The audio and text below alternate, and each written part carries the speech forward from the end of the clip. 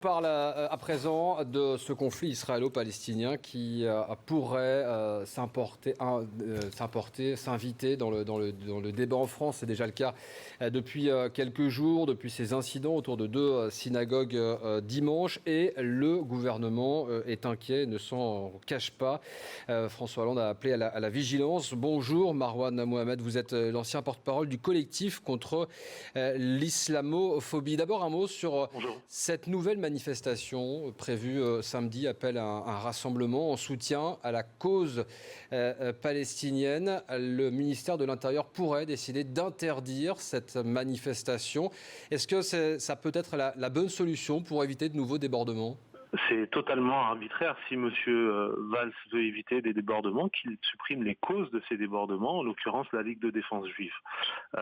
Ces mouvements-là, ces groupuscules extrémistes qui sont militarisés et qui bénéficient d'une impunité totale sous le régime de François Hollande, sont la principale cause de violence et d'envenimement dans ces manifestations. Alors, on est assez choqué de voir le ministre, Monsieur le Premier ministre, supprimer comme ça, essayer d'empêcher des manifestations, d'empêcher le libre exercice d'un droit qui est constitutionnel, à savoir le droit de manifester.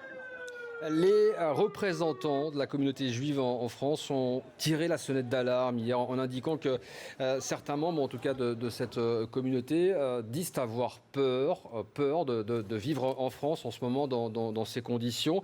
Est-ce que vous comprenez, vous entendez cet appel que ces représentants lancent à la communauté musulmane, aux responsables de la communauté musulmane, pour qu'ils appellent au calme ? Alors on est assez étonné, on a du mal à lire un petit peu le positionnement de ces représentants communautaires. Quand on voit par exemple un organisme comme le CRIF, on se demande s'il représente les Juifs de France ou s'il représente en fait la politique israélienne. Parce qu'on n'a pas de signaux d'antisémitisme dans ces manifestations. La plupart des témoignages qui sont dans ces manifestations relatent un soutien effectivement à la population civile palestinienne qui depuis 10 jours est bombardée par l'armée israélienne et qui fait des morts essentiellement civiles, des femmes, des enfants et des personnes âgées. Et on ne comprend pas pourquoi on a une espèce de lecture antisémite de ces manifestations-là.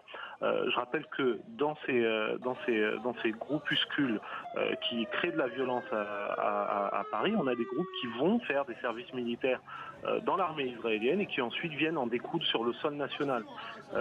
Et ça, sans que ça offusque le moins du monde le gouvernement de Manuel Valls. Donc Merci beaucoup Marwan Mohamed pour cette réaction sur iTélé.